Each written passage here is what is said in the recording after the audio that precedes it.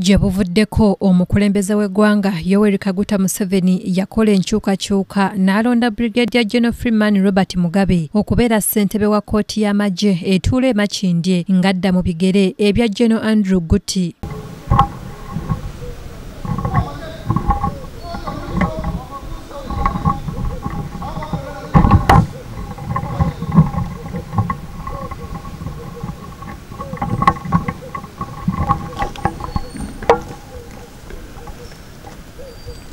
Olwaleero ono akwasiddwa yafeesi mu butongole ng'omukolo gwetabiddwako ebikonge mu ggye ly'eggwanga erya UPDF okubadde omuduumizi w'eggye lino General Wilson Mbasumbadi, omwogezi waalyo Lt.Gen.A Felix Kulayigye ssaako n'abatuula ku lukiiko olukulira kkooti y'amagye.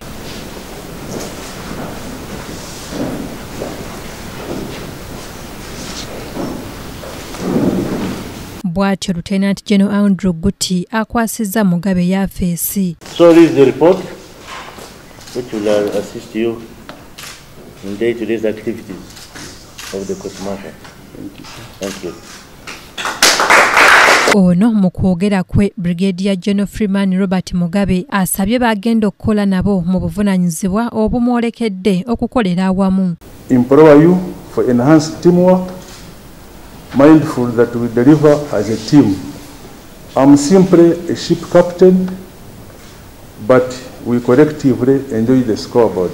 Upon the CDF, you should have noted that from the first words of my remarks, I accepted to assume the responsibility as chairman General Court Martial. General Wilson Mbasumbadi nga yabadde omugenyi omukulu ayogedde ku kizibu eky'okwetuuma kw'emisango ng'agamba nti kino kivudde ku nsonga ya butaba na banoonyereza bamala. To deter criminality in the UPDF and the general public by punishing those who violate the law.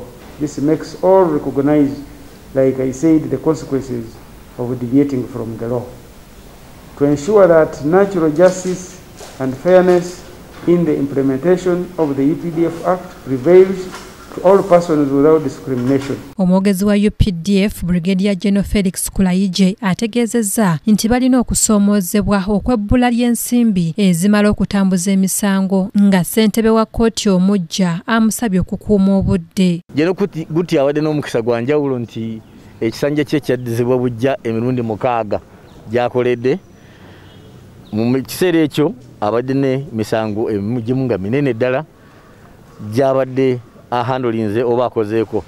Asanzemu okusomoozebwa of course kukuba nti oluusi emisango egimu afuna ebiragiro okuva mu kkooti ez'aba civilian okuyimiriza emisango egimu ne kiba nti kikeereya okumaliriza emisango gino oba okuwaayo obwenkanya. Ekimu ku kusomooza ekikeereya emisango bwe balinnya okuzijukiza kwe kunoonyereza abanoonyereza emisango gino Special Investigation Bureau nti oluusi bakeerewa oba balwawo okuleeta obujulizi. Ekyo ne kikeereya emisango. N'olwekyo abalabudde nti bateekemu amaanyi mu kunoonyereza kibe nga kiyamba okumaliriza emisango gino mu budde. Lt.Gen. Freeman Robert Mugabe watuulidde mu yafeesi eya ssentebe wa kkooti y'amagye asanze waliwo emisango egisoba mu 3 egyetuumye mu kkooti eno. Mu kkooti gikyaliwo nga bwe kiri mu kkooti endala nga bwe kimanyi. Ndowooza kiri nti osanga obumenyi bw'amateeka bwe bungi tusaande tubukendezeeko. Ebintu ebirala bagezaako okutunuulira engeri endala y'okudiringamu n'emisango nga tikisoose kujja mu kkooti. Nsuubira ekitongole ekiramuzi kijja kutunula sayidi eyo. Omulangira Junju Moses yakusakidde eggulire lino ku KTV amalindirire.